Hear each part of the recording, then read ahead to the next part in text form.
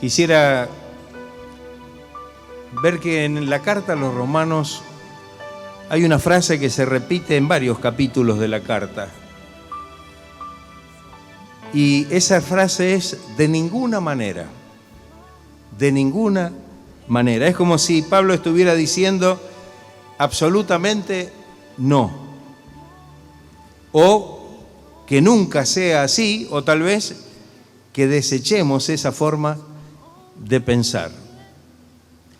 Y el apóstol usa esta frase ante posibles malos entendidos de la doctrina bíblica, especialmente con respecto al pecado y a la gracia de Dios. Pablo pone en labios de un imaginario oponente ciertos cuestionamientos para aclarar y para traer luz y evitar que nos desviemos de la verdad de la palabra de Dios. Aunque hay muchas menciones en la carta a los Romanos, yo sí solamente quisiera referirme a dos de ellas que hace Pablo, inclusive aún en el texto que hemos leído en esta mañana en primera instancia. Si abrimos nuestra Biblia, leemos Romanos capítulo 5, versículos 20 y 21, los dos últimos versículos, y luego del capítulo 6, que es el que leímos al principio, los versos 1 y 2. Dice así la palabra del Señor: pero la ley se introdujo para que el pecado abundase, mas cuando el pecado abundó, sobreabundó la gracia, para que así como el pecado reinó para muerte, así también la gracia reine por la justicia para vida eterna mediante Jesucristo, Señor nuestro. Y pregunta, ahí viene la pregunta de este imaginario oponente o objetor: ¿qué pues diremos? ¿Perseveraremos en el pecado para que la gracia abunde? Como siguiendo la línea de pensamiento del texto que leemos. Y Pablo entonces allí dice: en ninguna manera, absolutamente no, porque los que hemos muerto al pecado, ¿cómo viviremos aún en él? Yo creo que cuando Pablo pone en labios de ese objetor estas preguntas, seguramente es porque muchos pensarían en ese tiempo de esa manera, o estarían a lo mejor escuchando alguna voz de aquellos que estarían proponiendo esta línea de pensamiento, esta forma de pensar. Pablo había hablado del pecado y de la muerte que existían en el mundo antes de la ley. Cuando nosotros leemos en el 5, 13 y 14 de esta carta a los Romanos, dice: pues antes de la ley había pecado en el mundo, dice Pablo. Pero donde no hay ley, no se inculpa de pecado. No obstante, de todas maneras, reinó la muerte desde Adán hasta Moisés, aún en los que no pecaron a la manera de la transgresión de Adán, el cual es figura del que había de venir. ¿Quién es el que había de venir? Cristo. Él habló acerca de el pecado que había existido, como bien dice el texto, desde Adán hasta Moisés, es decir, desde el comienzo hasta Moisés. ¿Y por qué hasta Moisés? ¿Hay algo que puede señalar la importancia de que hubiera sido hasta Moisés? Bueno, Moisés fue el que recibió la ley. Dios envió la ley mediante Moisés. Pero Pablo no estaba diciendo nada del tiempo entre la ley del monte Sinaí, es decir, que le dio a Moisés, y la obra de Cristo en el monte Calvario. Son dos etapas totalmente diferentes.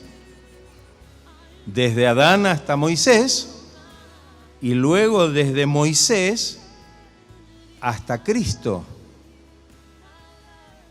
Nos podríamos preguntar algo interesante.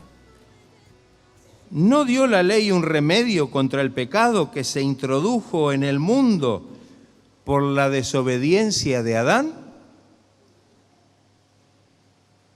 Dio una solución, dio un remedio, dio una salida. Pablo había dicho en el capítulo 3 y el versículo 20, ya que por las obras de la ley ningún ser humano será justificado delante de él, porque por medio de la ley es el conocimiento del pecado. Por eso ahora señala en el versículo 20, pero la ley se introdujo para que el pecado abundase. Para aquellos que creían que a lo mejor la ley les traía la posibilidad de justificarse delante de Dios, encontraron que realmente la ley había sido algo que hasta los había perjudicado. Porque donde no hay ley no se inculpa de pecado, pero venida la ley y venido el mandamiento, y Pablo lo dice como un testimonio personal en la misma carta a los Romanos, dice que el pecado revivió y yo morí. El pecado se hizo evidente por medio de la ley. Hay un para qué, y es hacer que el pecado mostrase su horrenda iniquidad y así ayudar al pecador a reconocer su terrible condición y arrepentirse delante de Dios y recibir la bendición a través de la gracia de Dios. Qué importante que nosotros podamos comprender bien esto. Aquellos que querían decir una cosa diferente, piensen ustedes que en tiempo de Pablo estaban los judaizantes, los defensores de la ley, los que decían que había que cumplir la ley para poder recibir la salvación. Y Pablo tenía que, contra esa tendencia y esa postura que era inflexible de los judaizantes, tenía que demostrar bíblicamente que realmente la ley se había introducido para que el pecado se hiciese visible, para que el pecado fuese notorio. Ahora bien, ya que la ley no fue un remedio para el pecado, vino a ser un impedimento a la eficacia de la obra de la cruz. Aquí viene la otra pregunta. Vino a ser un impedimento, algo que impide que realmente la persona pueda encontrar en la obra de Cristo la bendición y la liberación. No, de ninguna manera. El apóstol siguió diciendo que cuando el pecado abundó, cuando el pecado se hizo notorio, se hizo visible, allí sobreabundó la gracia de Dios. A modo de ejemplo, podemos recordar, y más aún los que vivimos en algún momento en la ribera, ciertas inundaciones que dejaron marcas del elevado nivel de crecimiento de las aguas, ¿sí? No sé si hay alguno que ha vivido en zonas ribereñas y que lo ha agarrado alguna marea, como le decimos nosotros, y que al subir llegó hasta un cierto punto y ahí quedó, después cuando bajó, quedó la marca, ¿no? Cuando usted miraba las paredes, que había quedado la marca bien, la marca de esa inundación. Quizás haciendo una analogía, podemos decir que así las marcas del pecado que nos indican nuestra culpabilidad ante la presencia de Dios son sobrepasadas por una mayor y más abundante inundación de la gracia de Dios en nuestra vida. Qué maravilloso, ¿no? Si el pecado llegó hasta acá y ahí quedó la marca como exponiendo nuestra culpabilidad. Sin embargo, cuando el Señor derramó su gracia y nos inundó con su gracia divina, el Señor sobrepasó esa marca que marcaba, que indicaba el grado de culpabilidad. Sobreabundó la gracia. La gracia fue más abundante. La gracia sobreabundó sobre el pecado. Qué maravilloso es esto. Qué maravillosa obra del Señor para que nosotros podamos entonces comprender que la gracia de Dios es la que nos ayuda. Entonces, sigue otra pregunta controversial. ¿Perseveraremos entonces en el pecado para que la gracia abunde? Perseveraremos, bueno, entonces pequemos más para que la gracia sea más abundante. Si cuanto más pecamos, más gracia. ¿Qué línea de pensamiento? Y parece ser de que en este tiempo muchos piensan de esa manera, parece. Porque lo que vemos, y no solamente y desgraciadamente en el mundo, sino también en quienes se dicen ser cristianos, se ha elevado esa marca de pecado, de desobediencia a la voluntad de Dios o en la presencia de Dios. Quizá, y nos preguntamos, podemos pensar que haciendo eso entonces va a ser mayor la gracia y más abundante la gracia que se derramará sobre nuestra vida. Allí es donde Pablo exclama de una manera muy, muy enfática: de ninguna manera, absolutamente no, porque los que hemos, y ahí dice por qué, los que hemos muerto al pecado, ¿cómo viviremos aún en él? Este morir al pecado con Cristo, o con el Cristo que muere, y resucitar a la nueva vida con el Cristo que resucita, se encuentra maravillosamente simbolizado por lo que hemos visto en esta mañana, que es el bautismo en agua por inmersión. La entrada al agua simboliza la muerte con Cristo. Cuando leemos en el versículo 3, dice: ¿o no sabéis que todos los que hemos sido bautizados en Cristo hemos sido bautizados en su muerte? La inmersión en el agua simboliza una sepultura. Y esto lo leemos cuando avanzamos en el versículo 4, la primera parte.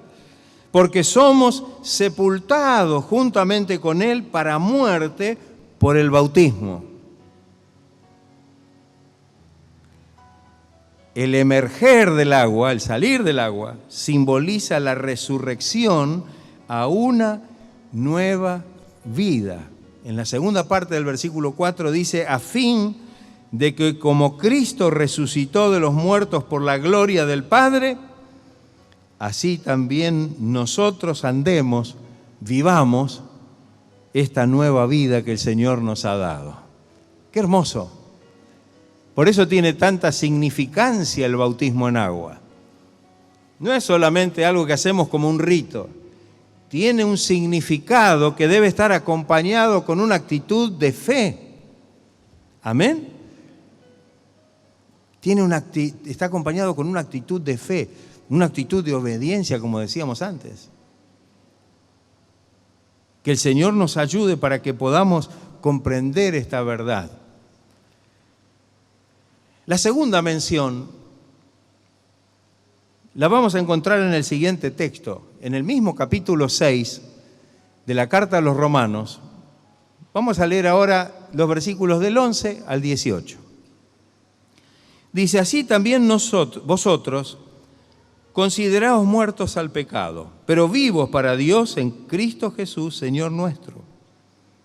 No reine pues el pecado en vuestro cuerpo mortal, de modo que lo obedezcáis en sus concupiscencias, ni tampoco presentéis vuestros miembros al pecado como instrumentos de iniquidad, sino presentaos vosotros mismos a Dios como vivos de entre los muertos y vuestros miembros a Dios como instrumentos de justicia.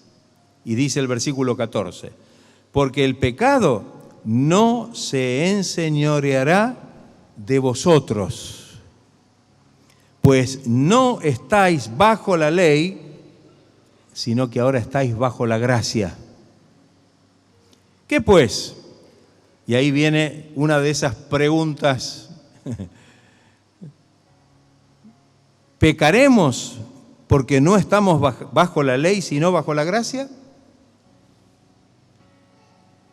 Esto parece que fuera un contrasentido, pero muchos tal vez que piensan esto, ¿no? ¿Pecaremos porque no estamos bajo la ley, sino bajo la gracia? Pablo responde, de ninguna manera.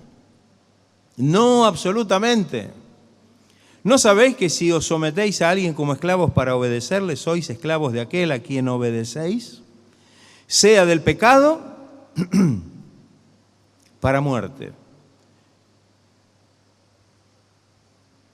o sea de la obediencia para justicia. Pero gracias a Dios, que aunque erais esclavos del pecado, habéis obedecido de corazón a aquella forma de doctrina a la cual fuisteis entregados y libertados del pecado, vinisteis a ser siervos de la justicia.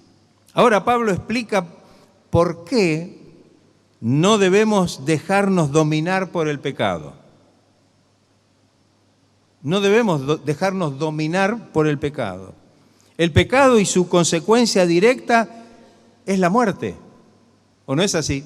La paga del pecado, dice Pablo, es muerte. Y esto reinó, dice la palabra, desde Adán hasta Moisés. Y desde Moisés a Cristo, aún más, porque la ley sirvió solamente para resaltar la tremenda realidad del pecado. En ese tiempo aún se enfatiza de una manera mayor lo tremendo y lo terrible del pecado. Pero Cristo terminó con el régimen de la ley para introducirnos en la esfera de la gracia de Dios, para que ya no estemos más obedeciendo al pecado para muerte, sino que ahora podamos estar obedeciendo al Señor, obedeciendo su palabra para la justicia. Vivir bajo la ley es vivir bajo una presión que demanda, pero sin ayudar. Advierte sin dar la fuerza para cumplir lo que se ordena. ¿O no es así? Todos los que estuvieron bajo la ley no pudieron cumplirla. No hubo fuerza ni moral ni espiritual para poder cumplir la ley, y así, de esa manera, realmente llegó el tiempo de Cristo y su venida. Pero estar bajo la gracia es vivir en la esfera de la fe, con la dirección y con la ayuda del Espíritu Santo en nuestra vida. ¿Está usted viviendo por fe? Amén. Qué distinto, qué diferencia, qué gracia maravillosa. En el punto anterior, el imaginario oponente sugería la perseverancia en el pecado con el fin de que la gracia abunde. Y ahora, en este versículo 15, sugiere que puesto que el régimen de la gracia es de libertad, podemos hacer todo lo que nos plazca. ¿Será así? Total, el Señor me libertó. Mire, el Señor me dio libertad. Yo ahora puedo hacer cualquier cosa, lo que se me ocurra. ¿Será cierto? ¿Serán ciertas estas palabras? El apóstol Pablo responde enfáticamente nuevamente, en ninguna manera.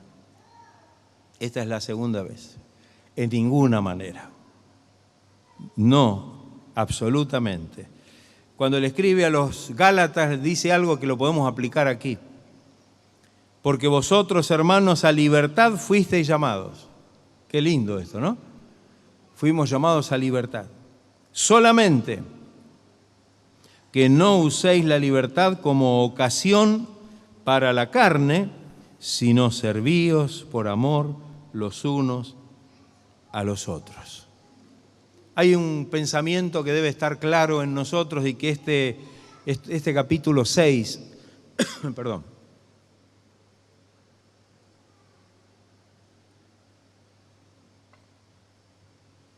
este capítulo 6 de Romanos lo deja muy de relieve. Tenemos que entender que nosotros, los seres humanos, hemos sido creados como seres dependientes. ¿Sabía eso?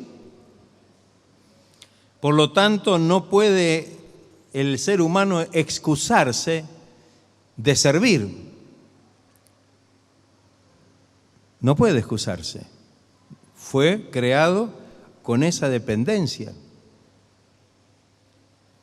Y este pasaje de Romanos toca justamente esa profunda verdad. El pecado y a quien está detrás del pecado. ¿Quién es el que está detrás de todo pecado? Satanás, el diablo. O la justicia y a quien está detrás de ella. ¿Quién es? ¿Quién está detrás de la justicia? ¿Quién? ¿Quién? Dígalo fuerte que no escucho. Dios, Cristo. ¿O no sabe eso? Sí. Detrás del pecado está... No lo saben. ¿O no le conviene saberlo? ¿O no lo quiere saber? Detrás del pecado está Satanás. Y detrás de la justicia divina está Dios. Está Cristo. El apóstol realmente habla claramente acerca de esto. Y da gracias a Dios porque los cristianos de Roma, al parecer, al recibir a Cristo, fueron obedientes de corazón a la sana doctrina del Evangelio y salieron de la esclavitud al pecado para poder servir a la justicia, como dice el versículo 17 que leímos. Pero gracias a Dios que aunque erais esclavos del pecado, habéis obedecido de corazón aquella forma de doctrina a la cual fuisteis entregados. Es una utopía, una fantasía, una ilusión pensar que como personas podemos ser totalmente independientes, es decir, no depender de nada ni de nadie. La palabra nos enseña que tanto la libertad como el servicio son mutuamente excluyentes. El que no depende de Dios, depende del diablo. El que no sirve a Dios, sirve al diablo. Alguno dirá, pero no, yo estoy como en el medio, no. ¿Sabe que esa postura mediática no existe? Esa es una utopía. Eso no existe. O estamos o no estamos. O somos o no somos. O estamos libres o estamos esclavizados. En los últimos versículos que vamos a leer, y con esto terminamos la reflexión, creo que queda muy claro ese hecho. Romanos 6, 20 y 22. El 20 dice, porque cuando erais esclavos del pecado, eras libre acerca de la justicia. Estábamos esclavizados al pecado, éramos libres acerca de la justicia, no teníamos nada que ver con la justicia de Dios. Y el 22 dice, mas ahora que habéis sido libertados del pecado por medio de la obra de Cristo y hechos siervos de Dios, tenéis por vuestro fruto la santificación y como fin la vida eterna. ¡Qué maravilloso! Qué maravilloso que podamos comprender esta verdad. ¿Somos libres o somos esclavos? Tal vez somos las dos cosas. Depende de quién sea nuestro amo y cuál sea nuestra libertad. Cuando el Señor le dijo a los judíos, y conoceréis la verdad y la verdad os hará libres, ellos dijeron, en otras palabras, parafraseando ese texto de Juan, nosotros no somos, a nosotros no nos falta libertad, nunca hemos sido esclavos de nadie. Y el Señor les contestó algo que tiene mucho que ver con esto. El que hace pecado, esclavo es del pecado. Entonces, en cierta manera, nosotros somos, o de un lado o del otro, somos libres y somos esclavos. Si estamos obedeciendo al pecado como esclavos, somos libres acerca de la justicia y de la gracia. Pero si estamos obedeciendo a Cristo y siendo siervos del Señor, hemos sido liberados del pecado y ahora somos siervos de Dios. Ahora podemos realmente disfrutar de la gracia de Dios y de la justicia de Dios en nuestra vida. Gloria sea el nombre del Señor. Gloria a Dios. Gloria a Dios. Así que aquellos que tal vez dicen, no, pero yo puedo vivir de esta manera y puedo... Miremos bien la palabra de Dios. No sea cosa que nos estemos equivocando, que estemos cerrando el camino y que el enemigo con su astucia nos esté haciendo creer que a lo mejor somos libres para volver al pecado y practicar el pecado sin consecuencias o sin las consecuencias propias del pecado, que es la muerte y la condenación eterna. El bautismo viene otra vez, y con esto termino, viene a ser un símbolo de esto. El bautismo en sí no salva a nadie, pero sí es un símbolo y viene a ser una manifestación de fe para todos aquellos que lo hacen conociendo su verdadero significado. ¿Qué le parece? Le damos gracias al Señor en esta mañana porque hemos conocido al Señor, nos hemos bautizado en su muerte y ahora hemos resucitado con Él. Entonces podemos disfrutar de esta salvación y de esta libertad maravillosa que podemos recibir de parte del Señor. Vamos a estar de pie y darle gloria a Dios, darle gracias al Señor.